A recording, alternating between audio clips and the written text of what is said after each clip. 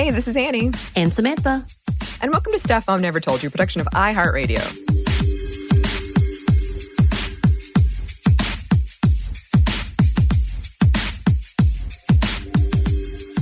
So today is a special episode, and because of that, you're off the hook, Samantha. I'm not going to ask a big question of the day, but I have so many. And you have the best questions, and usually somewhat related as opposed to my questions, which is, I'm just hungry, so let's talk about food. So I'm into that too.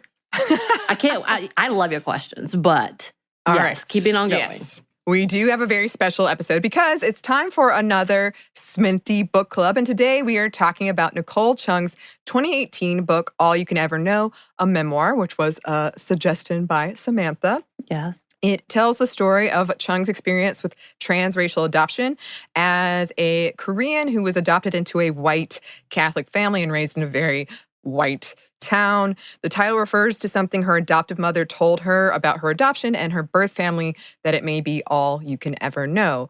And it deals with themes of family, identity, adoption, and all of the complexities within those things. Yeah, and today is a special one because we got to have an interview with the author. It was such a great interview, and I loved every moment of it. So thank you, Nicole. But stick around for that because it is a big portion of the show. We talk about this book in depth and just kind of the behind the scenes and just kind of some of the thought processes with it. Yes. But briefly, we did want to give an overview. The plot essentially follows Chung throughout her life growing up in a religious family that believed her to be a gift from God through adulthood and her decision to seek out her birth parents as she starts a family of her own. Her first pregnancy is intertwined with her making contact with her birth family. Right. So as a child, when Chung asked about her adoption, her parents always told her the same story, a series of events that were the will of God that led them to finding her and adopting her. And she was born premature, so that is a big portion of the plot in her life. Is that how I would say that? It's strange to think of someone's life as a plot, but I mean, everyone's life is a stage, you know? Right. So the adoption happened very quickly, and it was a closed adoption, which meant that legally the birth parents were not supposed to make contact with the birth child or the family. Right. Chung's time in school was marked by loneliness and isolation. She was the only non-white child in her class. Her adoptive parents were colorblind, which is a term you probably recognize if you've been listening to our previous book clubs, but also just, paying attention to what's all the conversations happening now. And in that way, they did not give her the tools to talk about racism or even really understand it and her experiences with it. She writes about how in many ways her adoptive parents were unprepared to raise a Korean child. They also didn't have many answers for Chung when she asked for any information about her birth family. So this led her to wonder why her birth family gave her up, if she mattered to them at all, what were they like, if they thought about her at all. She went searching for any information she could find in her house, and she discovered a letter indicating her birth mother had reached out to her and her adoptive parents had not told her. So some of the chapters are actually told from the point of view of Cindy, who we find out as the book goes on is Nicole's birth sister. Their birth parents had told Cindy and their other half-sister, Jessica, that Nicole had died at birth. As Nicole gets older, she becomes sort of an adoption ambassador, although it's kind of a theme throughout her life, collecting stories and answering questions for people who are looking at transracial adoption, and in doing so starts arriving at questions of her own. She meets her husband and becomes pregnant, and the questions get louder when she realizes she can't really fill out the medical history. She starts the process of reaching out to them, filing paperwork, getting scraps of information as her pregnancy progresses, until just as her child is born, she hears from her birth father and learns she has a birth sister, Cindy, who was abused by her birth mother. Cindy and her birth mother are estranged, and her birth parents are divorced. Nicole also learns that, yes, she has this stepsister. Her birth father expressed regret at putting her up for adoption, explaining that her birth mother had wanted a boy, that they didn't have the money for a sick child, as Nicole was expected to be, and later that she was abusive, and he believed adoption to be the best thing for Nicole. So this clashed with the story Chung had told herself about her birth family, and that was complicated with abuse and concerns that she was unprepared to be a mother herself. But It's a beautiful story because she starts a relationship with Cindy, her sister, one that goes on to be close and loving. It starts from emails and to shared photos to phone calls and eventually meeting in person and sharing their lives with each other. And she does go on to form a tentative relationship with her birth father and his new wife, a relationship she does not keep from her adoptive parents. And it's really beautifully written and moving. And as I was reading it, Samantha, I've heard echoes of so many things you've told me that you've shared Right. with me. And it's also so relatable to anyone because I related to it too. And during this interview that we're about to share, it was really beautiful for me to kind of just sit back and listen to you bond and have this more in-depth conversation because you do have those shared experiences and Nicole is very clear that you can't like everybody's experience is different to their own Right. life, but there are just certain circumstances um, that even though I can relate to, it was really lovely for me to kind of sit back and let you have that space, let you both have that lovely conversation. Right. I will say, yeah, our stories definitely the beginning, and she talks a little bit about origin stories and the beginnings. Though it was different for her and I, she had the unusual circumstance of being born in the U.S. and her biological parents being immigrants in the U.S. and then being adopted after the fact, as opposed to where I was adopted from Korea while I was at an orphanage and was at a young age, 6, 7 years old, before I came to the U.S. So that was different, but the whole internal monologue that she had growing up and seeing her differences with the rest of our community was so familiar and so too real and vivid for me Yeah. that it was really nice to have a moment of just kind of dissecting what each other had experienced almost around the same time because she and I are similar in age, but she was in closer to Portland-ish, and I Mhm. was in Georgia, but having that similarity with very different atmospheres. It was comforting, at the same time, it was very shockingly honest. Yeah. Yeah. And we're so, so glad that she reached out and we were able to do this interview. So, without further build up, let's get into the interview. But first, let's get into a quick break for a word from our sponsor.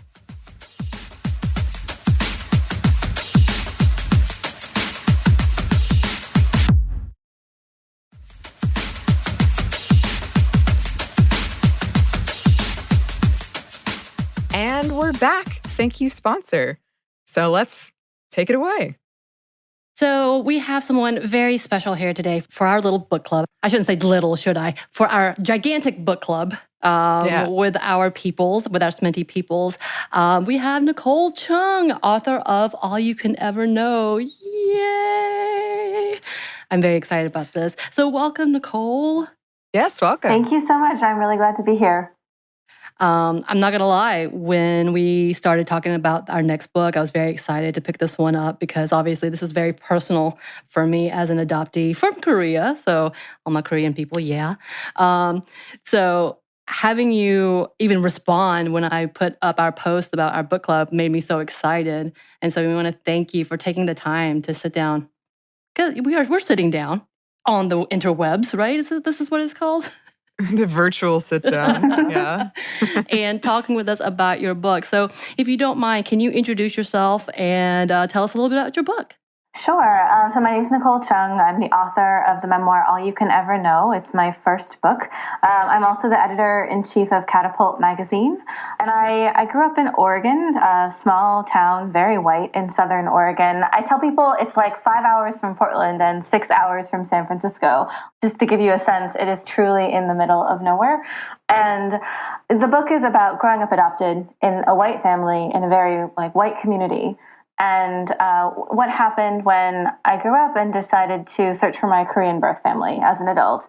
And this was a search that coincided with the birth of my first child. So, I mean, it was very strange to have those two things happening at the same time. Like the family was just changing in so many ways and really like being redefined for me. So I wanted to write about it. And that's where this book came from.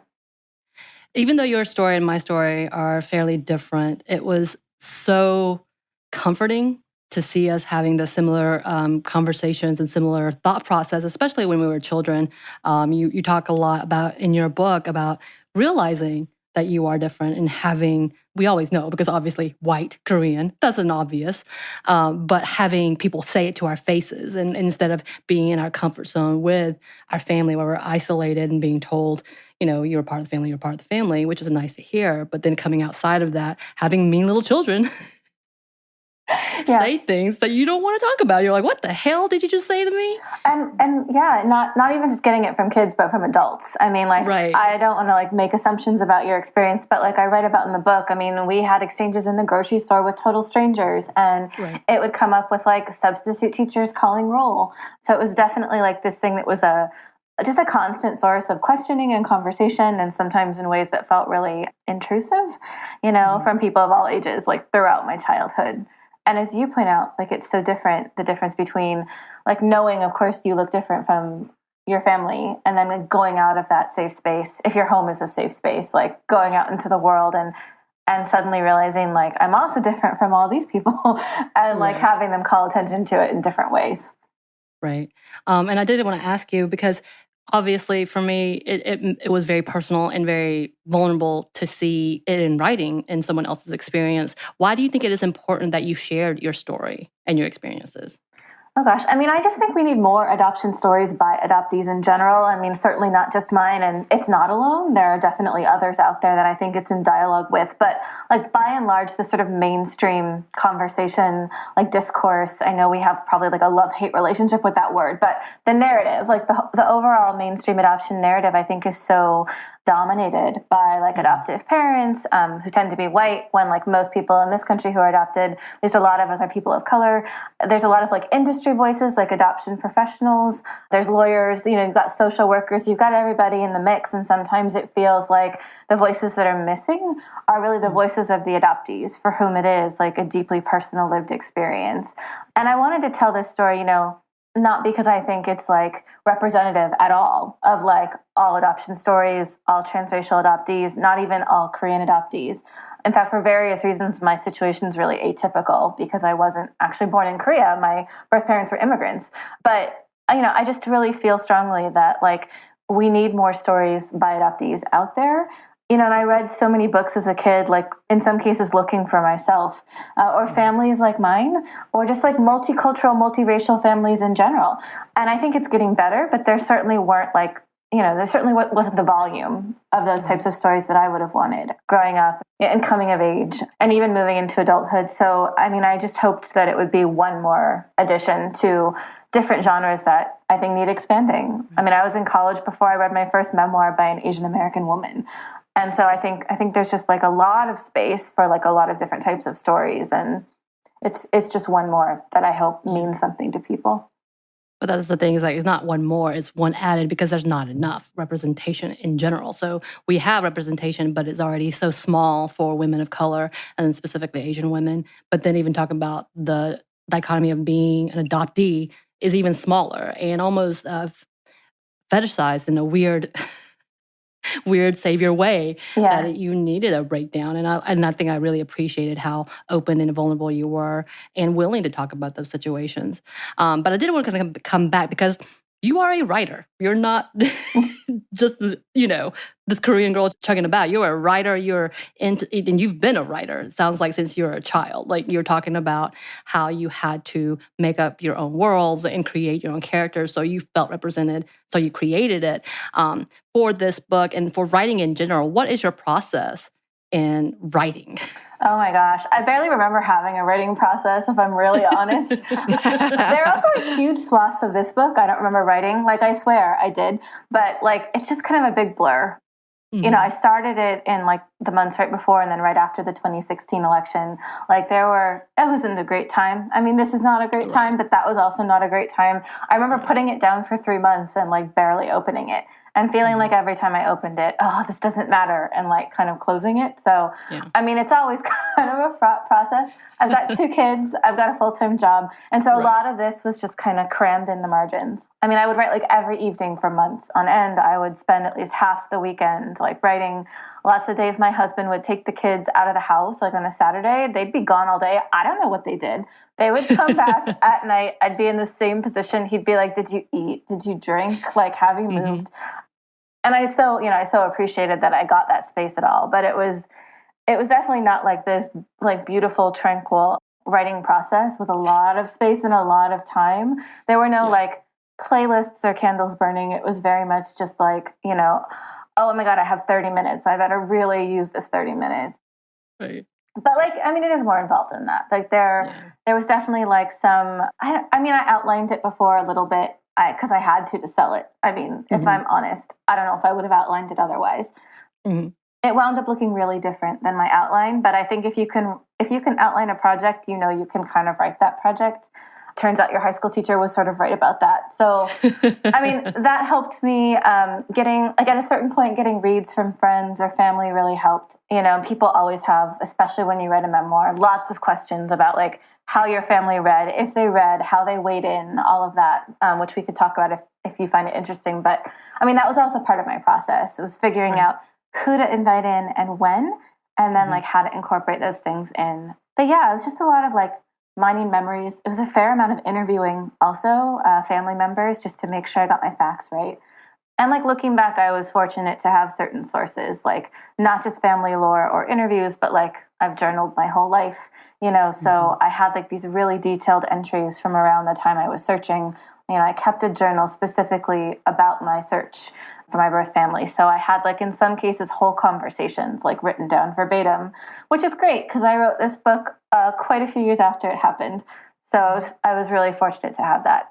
But yeah, that's a little bit about process, but truly so much of it is always just like sitting down and forcing yourself to use the time that you have. And giving yourself breaks to know when you need to take a step back and actually think about a problem. Like there are definitely issues that come up writing where it doesn't matter how long you sit and stare, like at the words on the screen, you might just need to step back and get some space and think about it without that pressure. Yeah. Anney, are you taking notes? Anney's our writer. She loves to write fan fiction, and I think she's really good at it. She won't let me read it yet, but someday. My fan fiction would destroy you, and I say that it's devastating. She likes tragedy. I do, but yeah. So, I love how you said that you have to take a step back, and I'm just wondering for writing a memoir, because as a writer, I'm sure you're writing into a world of fiction as well as memoirs and such. Is their process different? How do you do it in a healthy manner? Because I can't imagine trying to process some of the life experiences, and I'm sure traumas that's within that. How do you process and do that? It's funny, when I started this book, I really thought I had done all the processing that there was to do, or at least like 90% of it. I was like, and I was very consciously like not writing for, say, catharsis, or like I wasn't writing to process. Certainly writing helps with that. But by the time I decided to publish like about it and have it be hopefully like read by others, I was thinking about like, what does the reader need to know? Like, what do they need to know to understand the stakes? Like, what will they pull from this? What will they take away? Because when you write a memoir, like, it's not really about you anymore. It is like so much about the reader. Like, what relationship will they have to it? You're hoping it's a good story, like first and foremost, that it actually draws people in and they want to keep reading. But then like beyond that, with memoir, I think memoir is a form that justifies itself by like, through the question, like, what is in this for someone else? Like, what can someone else who's not you, who's not deeply already like intimate with your experience, like, what do they get out of it? So I was thinking about that a lot. Like, what does the writer need to understand, like, in order to care about this, in order to like maybe reconsider some ideas they might have about adoption, or about like, transracial adoption specifically, or about like multicultural, multiracial families like mine. And families that are built like not just through like marriage, birth, but also adoption. Like, what do they need to know to really like get the story, and to maybe re-examine some of their ideas about it? So that was like very much what I was thinking. And I think I also, again, like, because it is so personal, and also because there were so many people in the story whose like stories overlapped with mine, I was thinking, hopefully not in like a censoring way, but just like a realistic way, how I'm going to portray people as like fully human and complex, and in a respectful way, even if they make choices that are clearly like questionable, or choices that like are fine but aren't what I would have done, like making room for the humanity of every other person in the story. I think that was also something that I thought about and like worried about, to be honest, a lot. Right. And that actually brings me to one of the quotes I read in one of your interviews. You write, "It took so long for me to realize that love for my family didn't have to mean staying silent and that I had a right to my anger. And for me as an adoptee, I always have a fear that saying I wasn't the perfect, happy orphan adoptee would cause hurt and have a lot of backlash in being completely honest. And for you to write about it's such an inspiration. Again, like I say in this article, when you say that, you talk about how important it is to listen to the quote uncomfortable stories of adoptions as well as the good, happy ending ones. What advice do you have for people who are scared to tell that uncomfortable story? Because you even talk about getting an email being accused of being ungrateful, which I've heard happens a lot. So much. Yeah, I've heard that too. And I'm like, oh my God, please know I love my family. But happened. and things were handled wrong. And I'm growing from it. And I'm still I'm still damaged by it. And I'm trying to unravel some things. But what is your advice for people who are scared to talk about it? Yeah, that's a really good question. I mean, I guess the first thing, I'm an editor myself, like that's my day job and I love it. I love working with writers. It's a great like privilege to get to do that. I think like I never want a writer, regardless of their background or experience, to feel like they owe the world like their trauma or their, the hardest, darkest moments. It takes like certain things have to happen to you, like as a person and then as a writer, to get to a point where you want to tell those stories. And I guess the first thing I would say is you don't have to, like if you're not ready, especially if you're not ready to do it publicly. Because like, as we all know, there's such a difference between like working on stuff yourself or working on it with your family. And that's hard enough. And then like to take that and like bring it into at least some part of it into a public sphere. It's not for everybody. It shouldn't have to be for everybody. I am like super grateful when writers are willing to do that because I've learned so much as a reader by like reading outside my experience, right? So, but like you have to balance like what is good for you personally and your family and those relationships, and then like what could help others. So, I mean, that's the first thing, is that you don't owe it to anybody. But if you want to, and like plenty of people do, and I've been asked by plenty of adoptees, like who are trying to figure out ways to tell these stories. Like, I mean, I think just recognizing again that like, it's hard if writing is going to be your catharsis or like your only catharsis. So I would say like making sure you've already done the work and like, you have a good support system. I don't like tell people you should go to therapy, but like God knows we could all benefit from therapy. Like thank God for therapy. So I went to therapy, as I wrote about in the book, like as a transracial adoptee, like at the ages of 7, 8, 9. And I haven't like been in continuously my whole life, but like I was really glad. I was lucky to have at that young age like an adoption competent therapist. Definitely have run into some who aren't as knowledgeable about it. So I mean, to the extent that like people want to write about it, I would just like see like how, like, are you really okay? Are you ready to do this? And I try not to have that sound condescending, like, because you can be in the midst of real trauma and still be ready to write about it, Right. Like that's not a call I can make. But for me, like there's a reason that like my search happened when it did and this book was published like almost 10 years later. Like I couldn't actually, I told you I journaled about it. And that was for me, that was kind of processing catharsis. But like, I could not have written this book while it was happening. It would have been like too soon. Right.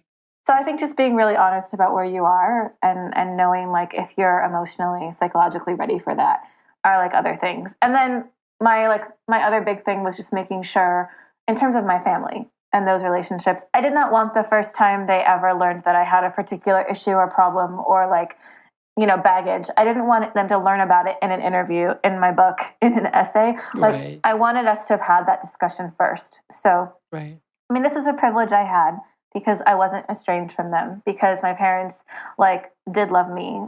I think it wasn't easy, but we were able to eventually have enough conversations where I felt like, okay, maybe parts of the book would still be hard for them, or maybe they wouldn't agree with other parts, but like, it wouldn't be a shock. Like we would have done that work already as a family. Right.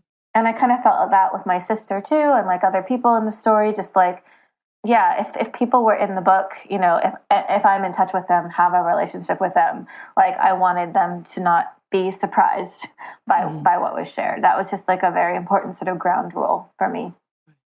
I love that. I feel like that advice is pretty much covers for anyone who's trying to write a memoir in general, especially if it's traumatic in any way. So thank you for that. And I did want to go into the book, and you talked a little bit already about the reactions of your family. And it looked like for the most part, your parents, your adoptive parents, were supportive of your book and understanding. I know your father passed away before you were able to publish it. Is that correct? Now, so I just wanted to know how those conversations went down when you discussed the book, as you were talking about, and even with your sister, your biological sister. How did all those conversations go? Yeah, so the first time, I started telling everybody that I was thinking about writing a book when it was like, I'm like getting a proposal together. It's going to go out on submission. It was very hard for me to believe it was going to sell. So like, I was like, I don't know. It may happen. It may not. So like take it with a grain of salt, but like, I'm thinking about this. And everyone like, I say gave me their blessing, but that's a little too reductive. They were basically like, okay, like it's your life. My mom was my adopted mom. She was like, as long as you don't write anything bad about us. And I was like, yeah, it's not going to be like a hit piece. Like that's not the goal here. That wouldn't be satisfying. And it was funny. She also said, God, my mom was hilarious. She was like, you're not famous. So like, who's going to read it? Which is like another just like very mom thing. I think she was picturing like, the celebrity memoir, right? And I'm like, that's true. I'm not famous. People do not care about me individually. But we talked about it. So I basically, again, this goes back to my no surprises rule, but even before I sold it, I wanted them to know it was a possibility. Mm-hmm. I told them when I sold it. I told them when I was working on it. And then it was like a lot of silence for a while because like it's not very interesting to talk about how you're struggling with your manuscript. And so I think I brought it up again with everybody, like they'd ask every now and then. But I mostly just like when I'm actually working on something, I don't like to let people in. Like I'm like, you'll know about it when it's published, or like if I want to show you a draft beforehand. And that's what I did. Like when I had a full complete draft that my editor was also like, this is good. Like that's when I showed it to my family and was just like, open comment reading period. Share all your thoughts and feelings with me. So, that's kind of how that went. My biological sister, like her story comes into this so much. There's a lot I share that's like really specific and personal, like about her. And I told her, I was like, you're the one who gets veto power. Like, this is so personal. If there is anything you want taken out, no questions asked, we'll take it out. Mm-hmm. And so, she didn't ask me to take anything out, but I absolutely would have. That was just really important to me. It was like a little bit different, like with my birth father, with my adoptive parents. Like I would have had a conversation with them about stuff they really objected to. But first of all, I didn't have to because no one strongly objected, which was great. That's awesome. But also, like, this goes back to like, I don't know. There's this like great Lucille Clifton line. It's from a poem, and she says like, people want me to remember their memories, but I keep remembering my own. I might have mangled that somewhat, but a memoir it's a book. It's a work built on memories, and it is so personal. Like my mother and I might remember, say, like a certain thing differently. And when we do, or when she's not sure, or when I'm not sure, I try to acknowledge that in the text. Like, I'm a big fan of those signals and saying, I think this, my mother says this, or, neither one of us can totally remember, but like, this is what we think happened. Like, I actually like that. But yeah, like, it doesn't necessarily mean I would like take it out. So it was a different kind of negotiation, but no one actually asked me to remove anything. I think my parents were like, you got this year wrong. And like, so I changed the year. And my sister thought of a couple things too, that like, she had told me that like, it turned out, maybe, I forget what exactly, it was like sort of minor corrections, but nobody like quibbled with anything like, in terms of like content. I hope that the other people in the story, especially like my sister and my parents, like they do feel that it's true and that it like honors them, because that was something that I really wanted to do. Like, I don't know. It's like, I just kind of wanted them to feel like real and to feel fully human. And and for people to have empathy with them and not just me. And I figured if I could do that, then the book would be maybe doing them justice as well. But like, this is going to look different for everybody, of course, writing personal stories. It was just kind of like how I approached it because I, I am in touch with my family, because these relationships are really important to me. And because I also wanted to tell the truth and tell my truth, how to do that and how to negotiate that when your story overlaps with other people's lives. Right. And you did a great job of intertwining those stories. It was very beautiful, and it flowed so well that it didn't take it out. Like, for so many stories, when it does that, it kind of takes you out. You're like, what just happened? Where am I? But for your story, it was perfect. It kind of just was a beautifully fleshed out, threaded story together. So it was amazing. But I do want to ask also, because your biological father is a writer as well as an academic. Did you actually talk to him about your book? Did he read it as well? Yeah, it's just such a kick that my birth father turns out to be a writer, and like not just a writer, but like primarily an essayist, like writing nonfiction. And he's told me, he's like, you get this from me, and I think he's probably right, because like nobody in my adoptive family, is a writer. Anyway, it's just interesting, but yeah, so I told him at the same time I told like my sister and my adoptive parents. And then I sent all of them the manuscript. I might have sent it to my sister like a week ahead of the others, but like around the same time. So everyone had a chance.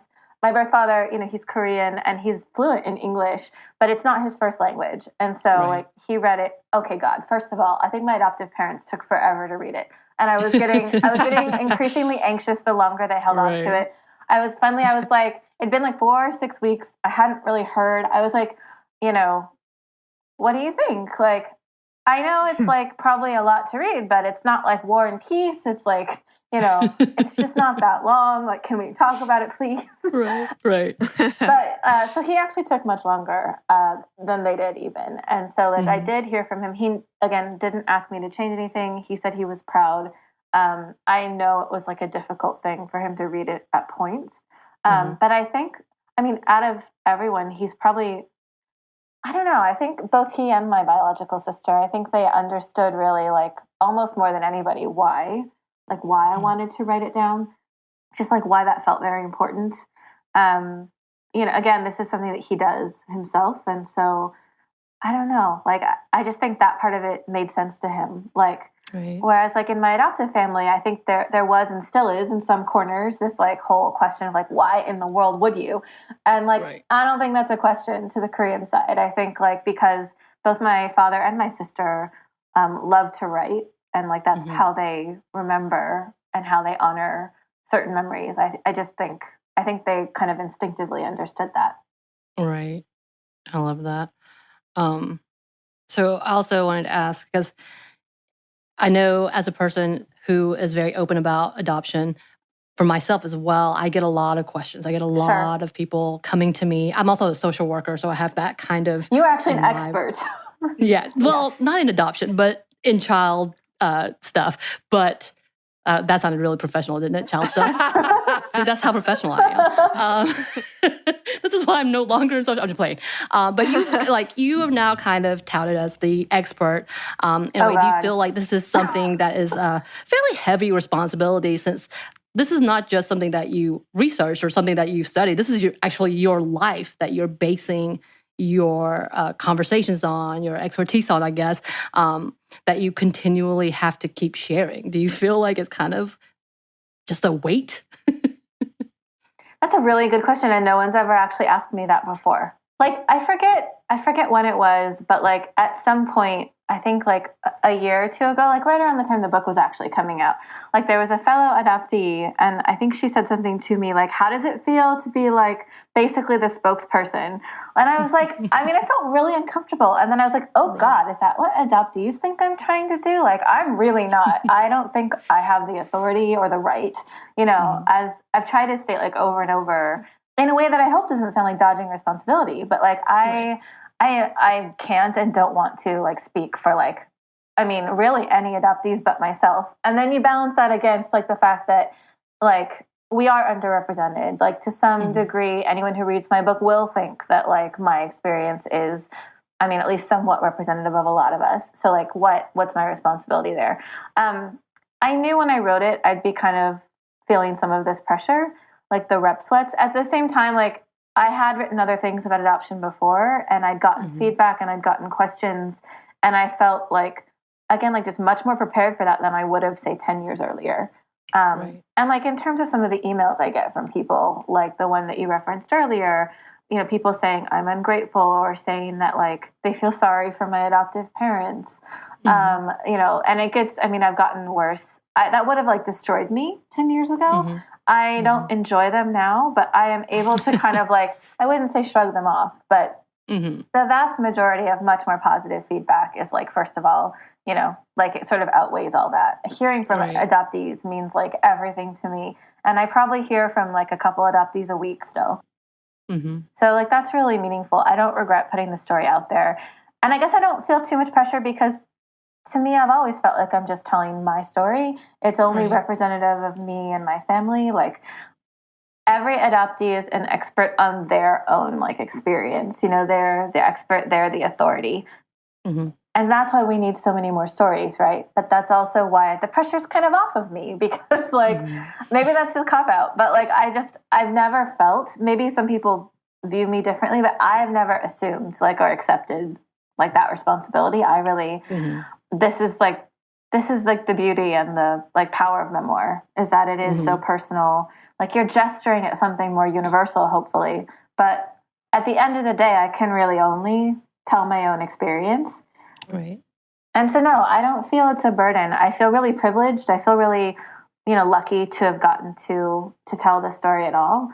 And I feel so grateful whenever I hear, especially from like fellow adoptees, that the book meant something to them, you know, but I appreciate that. But I don't really think of myself as like a spokesperson any more than like every single one of us who ever talks about it in any public way is turned into a kind of ambassador for the experience. Like, you know, as you mentioned yourself, if people know, they're going to ask.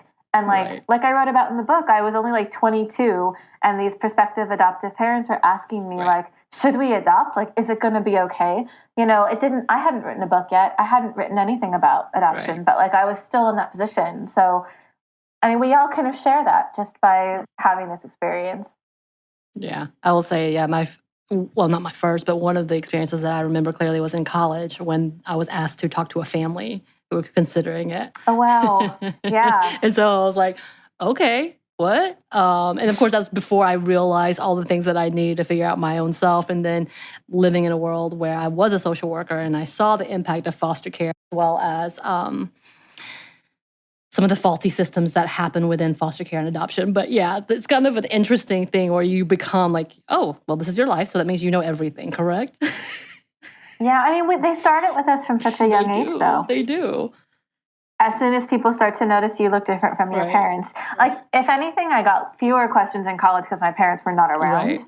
But I mean, in a way, like, we're sort of turned into these little spokespeople, like at a very young age. We are. Transracial adoptees, because it's right there. Like, and people really will just kind of like ask whatever. It's kind of that whole like ownership of you've put it out there. So therefore now we can ask you whatever we want type of level. Yeah. And yeah, it has occurred to me too, like if people are really curious, maybe if they read my book, they will not send to the next 8-year-old adoptee they meet. I will say, a few of the questions I've heard in interviews, I'm like, did you not read her book? Because she kind of already answered that question. People are busy. They can't read everything. We just want you on the show, but not actually read the book. So here you go, which I'm sure has happened many a times. But yeah, also, I did want to ask, kind of in reference to the book, you talk about a scene where you first meet your sister, Cindy, and we talk about shopping and cooking food and making recipes. One of the things for me, as an actual person who lived in Korea till I was 6, 7, and like I have a lot of memories about food, and I know that's not necessarily your story, but kind of like it seemed like you had a moment of bonding with your sister talking about food. Do you now have a favorite Korean dish or do something that you two talk about or make together or any of that? I know that's a weird question. I love food. No, it's okay. I'd have to think about it. It's hard to pick a favorite. I've liked every Korean dish I've ever tried, and especially my sister's because it's like home cooking and she made it for me. That sounds amazing. She makes like very good everything. I don't know. I'm trying to think. I don't know if I have like a clear favorite, but like every time I eat Korean food, even if it's just at a restaurant, it reminds me of her and it's very comforting. I love that. And like it's not the same as like growing up in a Korean family where I ate it all the time, learned how to prepare it myself. Like it always, there's this strong like childhood association. But it is like a very strong association with her. And we still go to like the closest Asian grocery whenever we're together, which like sadly hasn't been for a while. But like we'll always like do at least one day where there's a big shop and then like a big dinner. Like she made Korean food for me like the day that my book published. I was staying with her in Portland and I was just like, this is like amazing. Like I don't know. So I don't think it's like the same as it is like for a lot of other people, but I do really associate it with like her and with family. Just like not quite with like memories, childhood or home. Yeah, it's like so different. But you're making new memories, which is amazing. We do have more of this conversation for you, but first we have one more quick break for a word from our sponsor.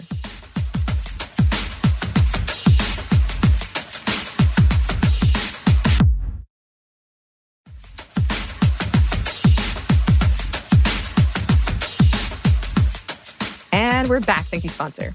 Let's get back into it. Now you said you have 2 children now. If you kind of put that in their world as well, like bringing that kind of culture to them. I know you had referenced your daughter wanting to learn Korean and trying to become more a part of that culture. Has that been a big part of their growing up, I guess? Yeah, it hasn't been as big as I would have liked it to be, honestly. I think it's just hard, like being adopted. I feel like I was always starting from like so far behind that it's like just, it's not like I have like a goal of like peak Korean that like when I get there, I'll just like feel it. And like I really won't Korean feel, now. Right. Like I think I'll always feel just a little bit shaky in that identity. And it is harder to pass on just because of that like total cultural separation. I mean, that said, like I do enjoy times when like my daughter and I will like, you know, practice Korean or like we'll try to make food together. Like I'm not very good at it, but you know, like there are, and she really likes, and she also likes cooking with my sister. So like when my sister is here, like it's great to have someone who knows what they're doing. I mean, it is a part of their heritage and I think they're very proud of it, you know? And when I think about like what it means for them to have connections to other parts of their culture, I mean, in a way, they're more connected to Korean and I guess maybe like the Lebanese part of their culture because of things like food, which is so, I mean, not that you can like reduce a culture to its food, but it's just so, I mean, it's so wonderful to share and to pass on. Food is a whole impact. You can hold on to that after you've lost so many other things. I think like they do identify with that. And I don't know, my older daughter especially like is much more aware of things, strongly identifies as like, you know, as Asian American, as Korean, as not white. But I don't know, I think their understandings are definitely still evolving. And I try not to speak too much about like their personal, like how they identify. I mean, that's their story to tell. But I do think, I mean, I know it's like part of their life and probably more so than it would have been, like if I hadn't searched.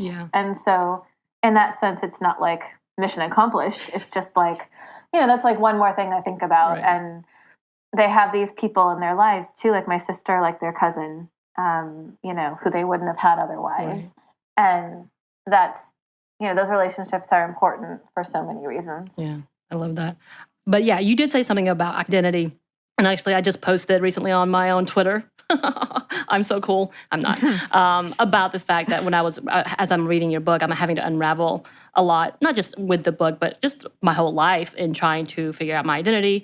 Again, since honestly, even though beforehand, yes, racism is always there. I've always known I'm a different race. I've always known that I've been the only white kid. Not that's I try that again. Only Asian kid in a very white community. Only person of color in a very white community as well growing up. And understanding that I had a lot of things to deal with and fighting so hard as a child to fit in and assimilate that I had to almost, and it wasn't because of anybody else other than my own insecurity. It was like hating myself for being a person of color, for being a girl that was not wanted, you know, in this time frame or in this culture, and then trying to grow up and trying to figure out which place do I sit, which way do I go, Yeah. And one of the things that I had this conversation, and someone said to me, you're like, wow, it's like a double imposter syndrome. And I'm like, what? She's like, not only are you trying to prove that you're Asian and you don't know if your Asian community will accept you, you're also trying to prove you're not Asian to Asian for the white community at one point in time. So they'll, that model minority can be a part of your identity, such my identity. So on that, have you ever had that experience as well, like trying to figure out, and how have you gone through it, or have you been able to go past that? Yeah, I don't know if there's any getting past it, which I hope is not like real discouraging to people. But like by that I just mean like it'll always be part of your experience, even if like you get to a point where, I don't know, you've done the work or you're at peace with it, or like you've moved beyond trying to like appease any other like individual or group of people. I just think like you carry that with you, like that memory. And I think it's so hard to see when you're in the midst of it. Like I probably, if I were still living in my like very white hometown, I don't know how much harder it would have been to do this unpacking, to figure it out. I don't know if I ever would have been able to, because like the white by default framework was just, I mean, that was just like my day to day. Like I had to be removed from it and experience something else to like look back and even begin to like unpack the impact and to think about like ways, like the scars I carried, the ways it was like, harmful, the things that were often nobody's fault, but just like a way of how I experienced the world because I was the only one for so many years. I've said before, I think that to some people, transracial adoptees, and let's be honest, Asian American adoptees, because of the model minority myth, I think in some ways we are like, to some white people, like the ultimate in like accessibility in terms of like people of color. Like by that I mean like we're just so easily, if they can relate to anybody, they can relate to us because model minority, because we grow up in white families, like we're socialized in these ways, because there is a lot of assimilation at work. And you've got that proximity to whiteness, which is not the same as having white privilege ourselves, but like there is definitely like some, and I've never really succeeded in figuring it out for myself, but there is like some associated privilege, like in terms of the proximity to whiteness and like having that comfort.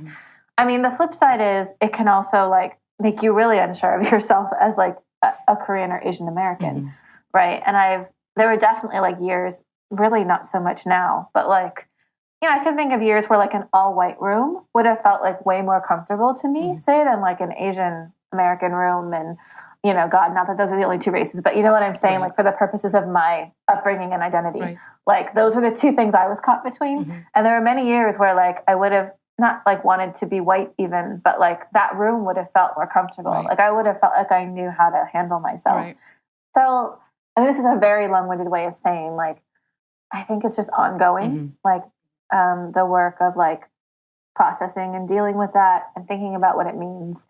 And, like figuring out too, like, because we're not the only people in the room, like what does solidarity look like? Like what is required of us, like given our positioning and our proximity to whiteness and like whatever comfort we have or don't have with it. Like, I mean, that's like taking it a step further. But before you can even think about like what solidarity looks like as like an adopted Asian person in this country, you have to have already done the work of like examining how that's affected you and your like worldview and your biases and all of that. Yeah, it's fascinating and it's all really hard. It is. It's so many things. Obviously, I've made this my show right now. As I'm asking all of the questions, and I'm like, let me ask you this. But I did have one more, and then Anney, I promise I'm done, because I do want to come back to the bond between you and your sister, and just how important it is that we are able to see that type of bond. Not only that fact that you guys reconnected in what seemed like an impossible moment to connect and finding a kinship and such a closeness. Just can you talk about your relationship and how it has, obviously, there's a lot of healing in that and what that looked like for you? Yeah. I mean, I think like a lot of adoptees, when I used to imagine like maybe I'll search for my birth family someday, maybe we'll connect, I was always picturing like my birth parents. I mean, I've also always wanted siblings. So like, it's kind of weird in a way. I didn't think about birth siblings as much as like a real possibility, but I didn't. Like, I was just so focused on like, I mean, they're literally the people who made you. So I guess I was sort of focused on that. But the reunion with my sister was just so unexpected in so many ways. Like, it was not, I thought of it as like an unlooked for gift. Like, it was such a surprise to me that that this would be, I don't know, the greatest thing that really came out of that whole experience for both of us, you know. And in terms of healing, like, I also had always thought like of it as kind of like, maybe if there was any healing at all, it would be like in me finding answers to questions I'd always had, and in my birth parents, like knowing that I was okay, and like maybe not having to like regret their choice if they had ever regretted it. I mean, this is also, I now know, like a really simplistic way of looking at it, but like that's what I was thinking. Like, if we're able to like offer each other any like closure or healing at all, like surely that's what it will be. Right. I had not thought again like what siblings could like need if they were in the picture. Like, I wouldn't presume to say like I've healed my sister, and it's even like maybe a little too reductive to say she's healed me, but like we both really needed each other. Like, we both really needed, for various reasons, like that kind of family connection, that kind of like support and mutual aid. Just like knowing that someone was going to be in your corner no matter what. Like, I get lost in cliches sometimes when I talk about it, but like, I mean, I think we both needed that type of relationship, and it wouldn't have occurred to me that I could provide that for somebody. Right. Like, I don't know. I figured like if I had siblings, they would have been fine without me. Like, they'd been without me their whole lives. Like, in Cindy's case, she had no idea I was alive. And so like, I don't know. At so many points I was like, are you sure? Like, why are you wasting time with me? Like, in a way, because like I didn't know what I had to really offer. And it was really only after like meeting her in person and talking about like what our families and our upbringings were like, and like thinking about her life then, you know, just like I started to wonder like if there was something that she needed that I could provide too. So I don't know. I mean, that's how it started. We're several years on now. Let's see, like at least 12 years, and we're still really close. I miss her a lot. I don't know when I'm going to get to see her because she lives across the country. But you know, up until like this year, we tended to see each other at least once. Sometimes we were lucky, and like it was twice a year. I don't know how to even express it in words sometimes. Like, I guess I'm not that good of a writer. But like, she really is in so many ways just like this steadfast presence, and like she's so strong and she's so compassionate. She really is like my hero in a lot of ways.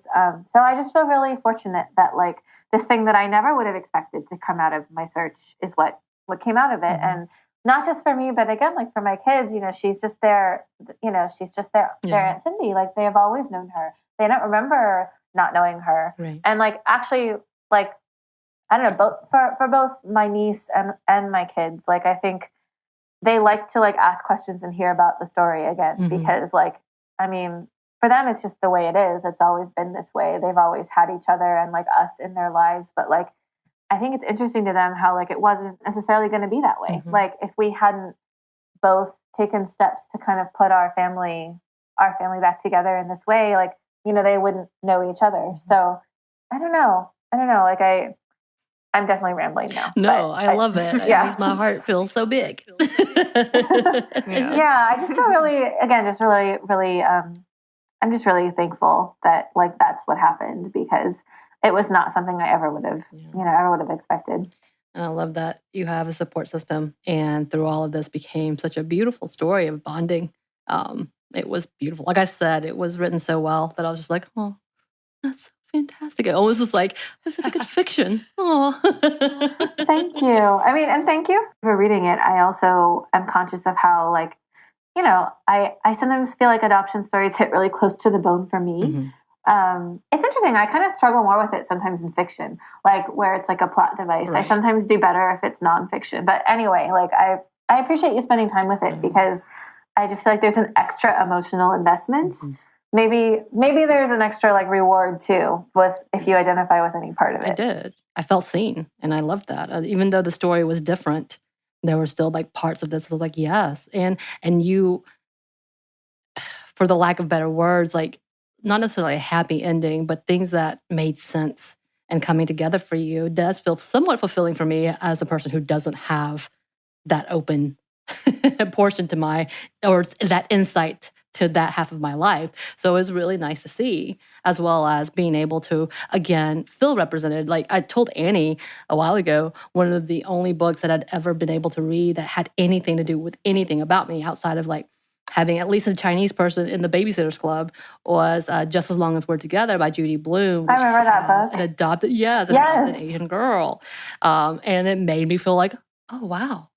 Oh, look. There's someone else who they're treating as a normal child, having, issues as an adolescent. This is beautiful. So to see more and more is so important, and it's so wonderful to see. And yeah, I'm not going to lie, I was hesitant because I was afraid of the things that it may bring out in me, and I've had to work out so much as a social worker in this field trying to advocate for kids who are in foster care and such, but seeing this story, not only because yes, transracial adoption is different from the adoption within the U.S., and we know this, not just within the U.S., but within cultures and what it looks like, and again, what it has this whole fetishized fairy tale behind it, and that's what you see as representations. I'm like, oh God, what's wrong with me if I'm not that perfect story that came out like that? But to see something that's like, yeah, this is the reality. It's not all bad. It's not all great. And this is how it became. It was a beautiful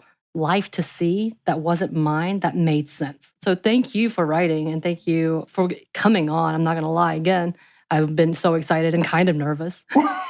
Since we've been emailing. No, I really appreciate the invitation. Yeah, and thank you. It was beautiful. Anney, sorry. Anney, no, we're this having is a great. bonding moment. I'm so sorry. No, this is so great. This is so great. And you touched on like all of the things I wrote down. Yeah, so this is when we were trying to write our little outline on how we were going to talk about the book. This is going to be perfect. Yeah. I guess I would just like to say that as someone who does write, I've never considered writing a memoir, but as a podcaster, we sometimes experience that sort of vulnerability of people know a lot about us, but we don't know them. And so I almost feel a little strange asking you personal questions about your life, even though you wrote the book. But I did appreciate how you painted the complexity of family, and you talked about like the origin stories we often tell ourselves, and then questioning that and what that meant for you. Because I do think that even my dad wasn't adopted, but he wasn't raised by his parents. He wasn't officially adopted. And I didn't even know who my real grandparents were until 12. I thought my other grandparents, they weren't related to me, and I didn't know it. But like there are these stories we tell, and having to come to terms with just how complicated your feelings can be with family and why you tell them. So it was lovely to see that nuance and complexity expressed. And I don't know if there's any piece of that you feel like you can speak to or you want to expound on. In terms of like writing like a personal story for like public consumption, you mean? Yeah, and just like the kind of origin stories we tell ourselves in family. I'm obsessed with those. Like I don't know. We can all think about those stories in our families that have been told so many times. It's like you probably have like no memory of it yourself. Like probably many of them took place before you were born, but you're just like, yeah, that was like established fact, and like like there's just no questioning. That stuff is like bedrock. And I when I was writing the book, I was thinking about how like questioning that can feel like questioning someone's religion, or like they're very it's such a deeply held personal belief. And yet that I think if you're going to think about adoption or like any family topic with real complexity, you have to build in a little bit of space for questioning those like the family lore, and for like thinking about the people who aren't there or whose voices maybe just aren't the loudest. Like that's the other thing I've noticed in families, like without naming names. But like I'm sure we can all think of people in the family who like it's sort of like their take on things ends up being the dominant take. Or like the people whose opinions are like kind of the loudest and the strongest, but that doesn't mean other people aren't having like wildly different experiences or might not have different opinions. And so, I mean, that's just like a factor in every family, whether or not adoption's involved, whether or not there's something like dramatic or whether there's estrangement, there's always other perspectives. So, I mean, I like to think about all that personally. I find origin stories fascinating because they are literally what make us, and like they form our worldviews in a lot of ways. And yet, like so much of the biggest questions and like the hardest work and the most interesting writing also comes from like when you start to reconsider like those long held truths. I mean, I love that stuff. And so, yeah, I mean, I like to read it like even beyond memoir, like the sort of like themes I look for in general. I look for it in stories that I edit and publish. I always love to see a writer asking those big questions or like challenging like a dominant narrative. Yeah, I mean, I think that's where a lot of the best stories wind up coming from. Anney's writing more notes for her fan fiction. I write other things in fan fiction, but I don't know. I don't believe you. What's your fandom? Do you don't want me to? You don't have to say. No. I write primarily Star Wars, original trilogy, and Harry Potter. Yeah. Okay. Yeah. Very And cool. right now, the one I'm writing on right now is 250 pages long. Okay. So. And all her stuff is so tragic. So tragic. It is. That's what I've discovered. Yeah. She'll always come back with, oh my God, the things I've done to my characters. I'm so sad. I feel guilt about it sometimes. I feel legitimate guilt. Sorry, keep going. I just wanted to push that in. Yeah. I always love telling people your hobbies. Thank you. I'm proud of your hobbies. Yes, I'm sure it's not that embarrassing me at all. Not at all. I'm proud of what you do because I could not do it. I've written many of things and they're all short stories because I'm like, and I'm done. Short stories are so hard though. Like just the and like how do you do it? How do you like create? See, I can't do beyond that because I'm like, I'm done now. It's such a closed right, system. I'm just like, how do you have the arc and the characterization and the setting? I mean, the basic building blocks of a story in a very, very small space, knowing you don't get any more. Like, that's it. Yeah. I think that's actually magic. I feel like I know writers best when I can get their short stories like that. I think that's why I love like Southern Gothic because a lot of those writers start off with small essays. And I love that depth because I like that mystery that it unfolds. Anyway, this has gone to a completely different world. I'm sorry, Anney. No, questions that I just cut you off of. No, this relates. Great segue. Do you have any projects that you're working on that you're excited about? Oh gosh. I mean, I'm always like working on like essays here and there. I've like started unfinished novels and I have sold my second book. So I'm working on another work. I keep calling it like a memoir and essays. I think it'll feel quite different in form than All You Can Ever Know. But yeah, it's going to be like essays revolving around like grief and class. And I actually sold it before my adoptive mom passed away earlier this year, just 3 months ago. And it's strange to be writing about grief in the midst of this loss I wasn't actually anticipating when the book sold. But I think I have a lot of work to do before. I think it'll just take time. But that is the next thing. It's been sold, so I do have to deliver it. So yeah, it'll be a while in coming, but that's what's next. Very exciting. To read the book, not the process. Yeah. So sorry. And yeah, I've read a few essays of you as you were talking about writing during grief. Yeah. And because I think people, as you talk about it, it is cathartic for people, as well as there's many writers who are going through some really tough times, whether it's grief of a loved one, like you said. What is your advice on that, and how do you care for yourself at the same time? Yeah, I feel much less qualified to give advice on this because I feel like I'm not. It's honestly just been really hard because I don't have, like with the first book, I had several years of removal from it, and this is all just really fresh and it's really raw. And in some ways, like that means the emotion's very easy to access, and in other ways, it could just feel like a flood sometimes. I find it sometimes very overwhelming. So, like in terms of taking care of yourself, like I give myself permission to take breaks, sometimes quite long ones. I've recognized how much of this book will probably like take form when I'm not writing. So like when I do step back and go for a long walk or like really think or look through photos or just like remember my parents. Like I think a lot of the work of this book it'll have to be done like while I'm not writing, which is not to say writing isn't still the job, because it's the job.